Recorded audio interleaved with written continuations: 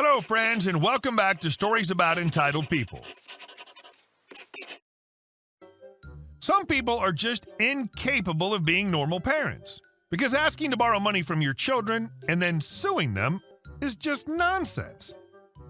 In our first story, we'll tell you about a crazy situation our OP took part in. But before we begin, don't forget to subscribe to our channel if you're new here and turn on notifications so you don't miss a new video every single day. Here we go. My father decided to sue me for $85K.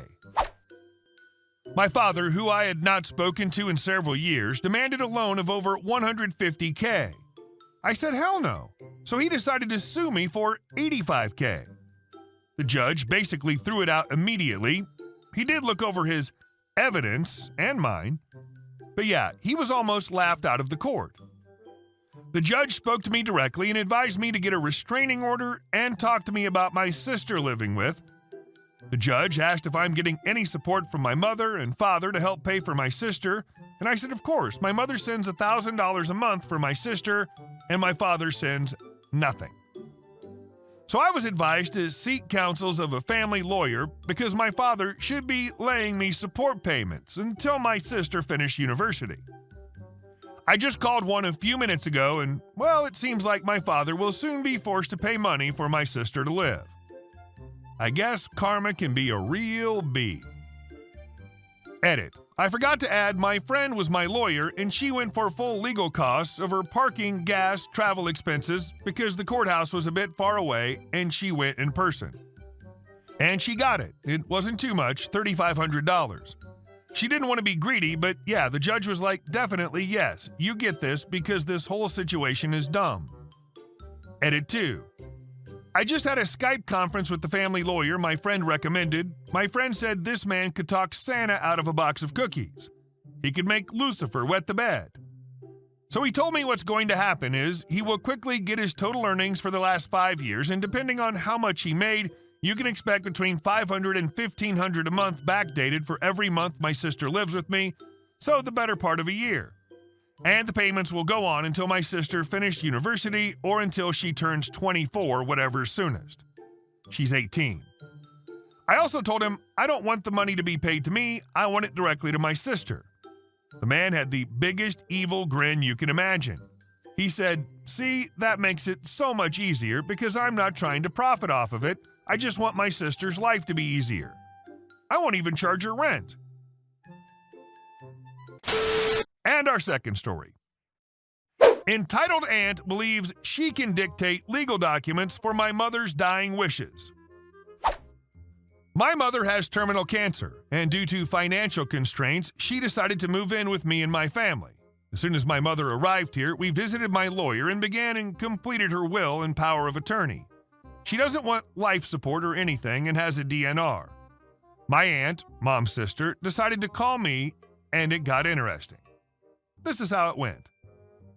Aunt, hi OP, I wanted to see how your mother's doing because she doesn't tell me anything. Me, she's good, same as always. Aunt, well, have you two discussed her dying wishes?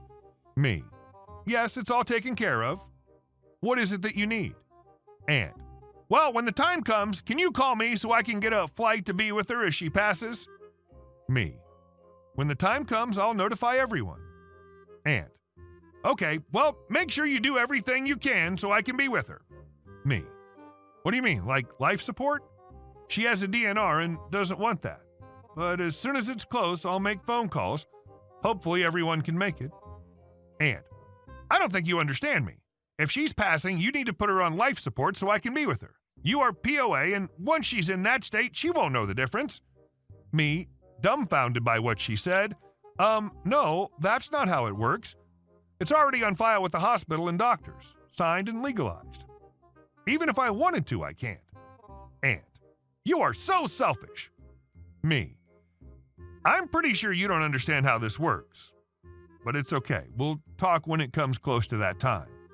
Aunt, you are the most selfish, arrogant human being I've ever met.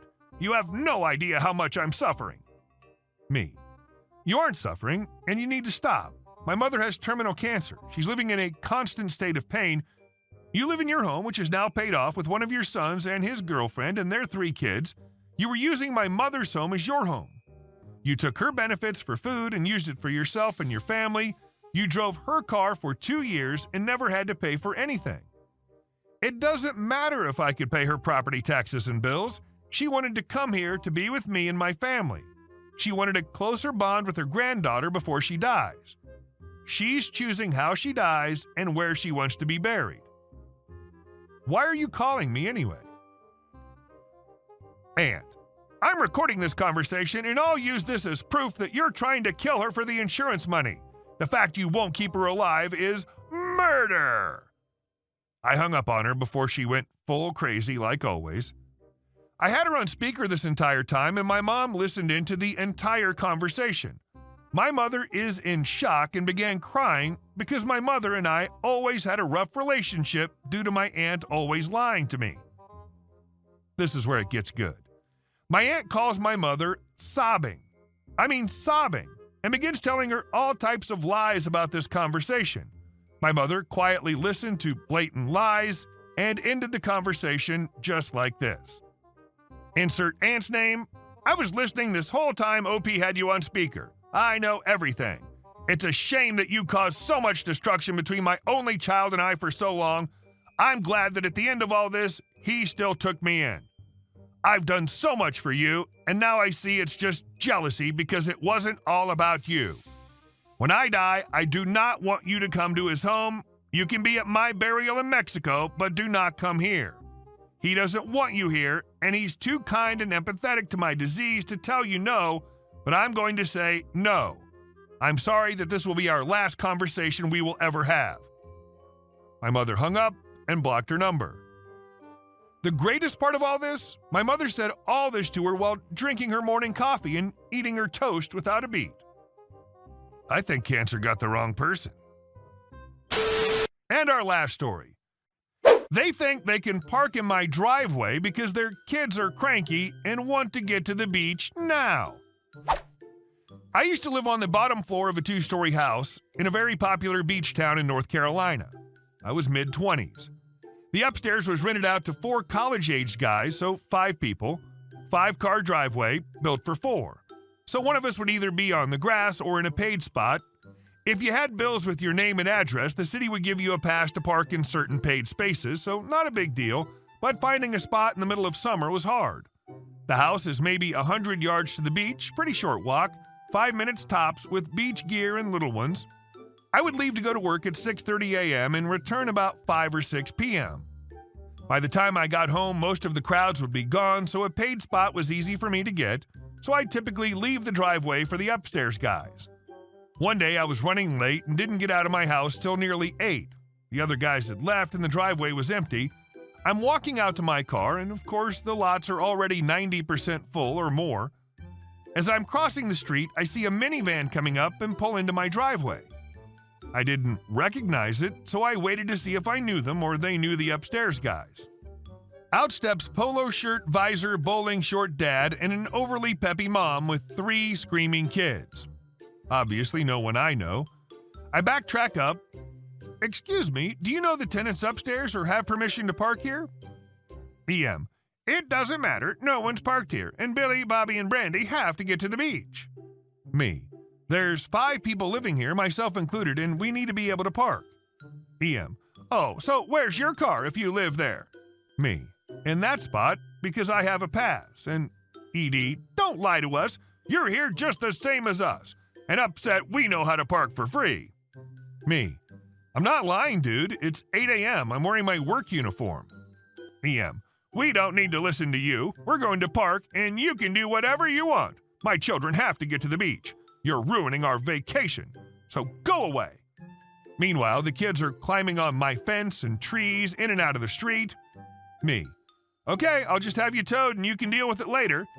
ED gets in my face, practically nose to nose. Try it and see. This isn't your house. You're just a little crap. Mind you, I'm 5'11" and roughly 190 pounds. Fairly good shape. Me. Okay, have a nice day. So I went to my car and waited till they were pretty much at the beach. Like I said, very short walk. So I go inside, look up a tow service on the other side of town. Hello, yes, I'd like to report a car illegally parked on my property. Address, 123 street name. Sir, that's an hour away. Yeah, I know, I'm not paying, that's their problem. Okay, be there in about an hour, and half called my boss. Not gonna be in today. Explained what happened. He's a pretty easygoing guy and told me to keep him informed. Tow truck arrives, van gone. I leave my car in the spot and wait until it's 10:30 a.m. or so by now.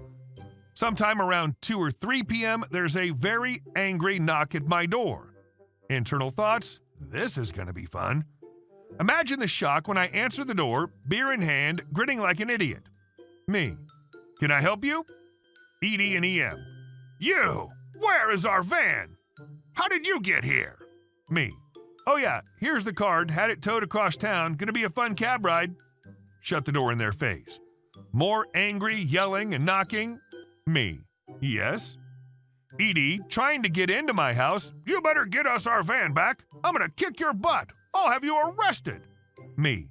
Get out of my house and call the cops. Not gonna change anything.